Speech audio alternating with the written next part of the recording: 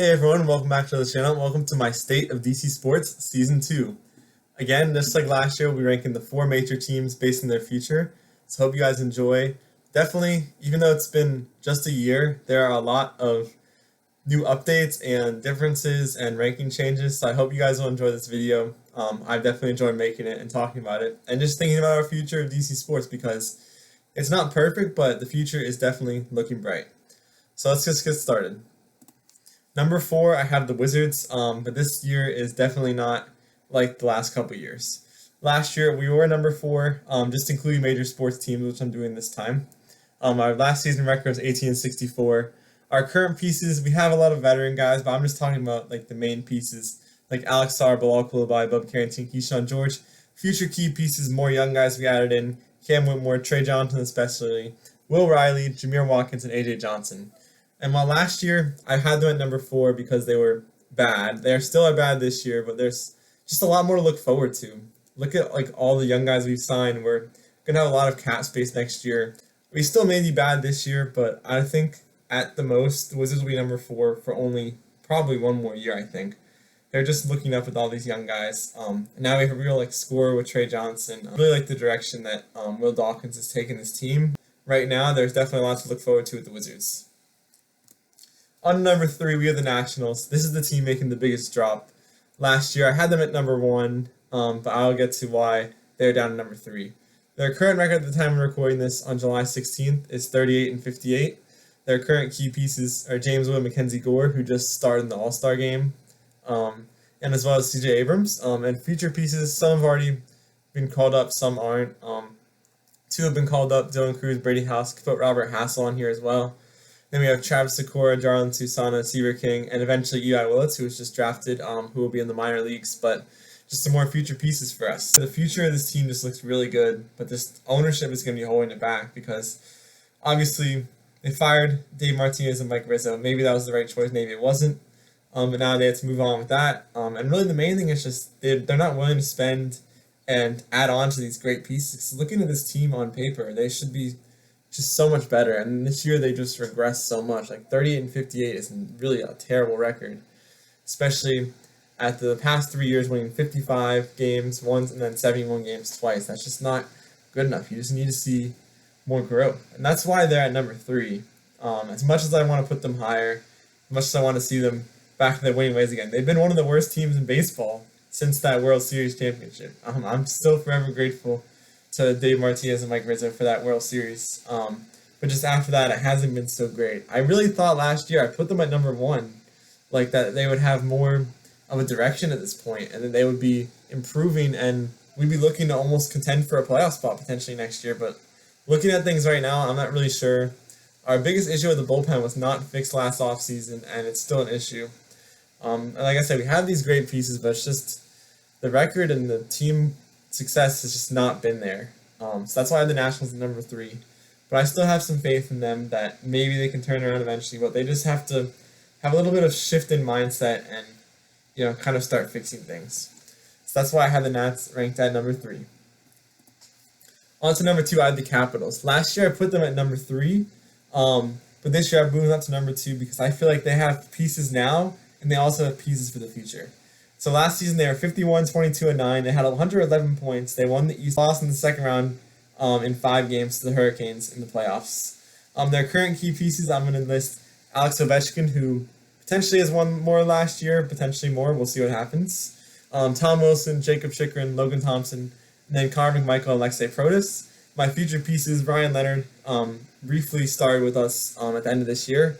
We also have Andrew Crystal, Cole Hudson, Tarek Parasak, Lyndon Lakulich, and Ilya Protas, among others, as future pieces who will join the Capitals at a later time. But this is just really, like I said, I think we're really set now to compete now. We may not be a championship team, but I think we're a perennial playoff team at the very least, just with the pieces that we have now. And then in the future, we're going to get these 6 guys plus more. I really like the Capitals' direction. It's just going to be if they can make it past the hump and actually make it past the second round, make it to the championship, and win another Stanley Cup. The only thing to critique about the Capitals, I think, is just having a slow offseason. They were trying to get a big swing for like a big guy, big star player, but they just couldn't get it. And their depth, they don't have too much depth. Like they're like third and fourth lines are like some really young, inexperienced guys. So we'll see what happens with that. Going to be a lot of chances for some young guys at the end of this lineup. So we'll see what happens with the Caps. But like I said, I like their direction at this point. The Caps are built to win now as well as built to win in the future. So I really like their direction, and hopefully they will win now and in the future. That's all I have for the Capitals. On to number 1 is the Washington Commanders. Their previous ranking was number 2, but obviously after looking back at last year's video, I predicted maybe 7 or 8 wins. Their prior season record was 12-5, and we lost in the NFC Championship game. Jayden Daniels became probably the best rookie ever, and he still is on his rookie contract for a couple more years. Our current key pieces, obviously Jayden Daniels, Terry McLaurin, who I'm confident that contract will get fixed. I'll talk about it more in this week's DC Sports Digest. Mike Sarenstill, Laramie Tunsil, Marshawn Lattimore. I'll add Deebo Samuel to there too. I think he's going to have a good season this year. And future pieces, I'm just going to talk about 2 of our draft picks, Josh Connolly Jr. and Trey Amos. The Commanders are really in a good spot just to contend every single year, especially with Jayden Daniels on a rookie contract for the next couple of years, because once he gets paid, he is going to get a huge payday. He could get at least $60 million, maybe $70 million a year, maybe get $500 million total, which is just going to be insane, which is why the Super Bowl window is really open now on that rookie contract. There are some holes in this team that we didn't address. It was kind of a quiet free agency as well. We obviously had these trades and didn't have too many draft picks, so we traded some draft picks. The biggest position is definitely edge rusher. We're still looking for that star pass rusher. I think I mentioned it in last year's video. Dante Fowler produced pretty well for us last year, but he obviously is back on the Cowboys again. So we just need another pass rusher. As much as I want to be someone like Trey Hendrickson, it's very unlikely to happen. We just need some sort of guy, maybe like a Von Miller, maybe a Jadeveon Clowney. Just some guy who can fill in that need. And other than that, it's just up to seeing how well people can produce. Our receivers outside of Terry McLaurin and Deebo Samuel, I feel good about Deebo this year. And then other receivers like Luke McCaffrey, Jalen Lane, I think they'll at least do good in the return game, but we'll see. Like, we just need to have some consistent production. Same for our running back room with B-Rob and Eckler. I'm looking for consistent production. I like where our offensive line is at right now, especially when Sam Cosmi gets back. The defensive line, like I said, edge rusher already, is a little concerning, but other than that, I feel really confident about what we have. Really like adding Trey Amos. That secondary is going to be amazing. Not too much depth at safety, but the 2 starters I feel really good about as well. So I'm just really excited to watch this team again. Everyone's talking about a sophomore slump, and while I think it's possible we don't make the NFC Championship game again, because that was just kind of unprecedented to make that in like the first year of like a rebuild or a recalibration.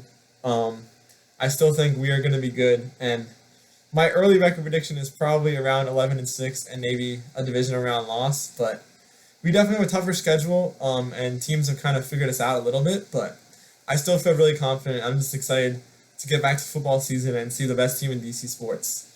So thank you guys for watching this video. I hope you guys enjoy my rankings. Let me know your guys' rankings in the comments, because I'm curious to see what you guys have to say.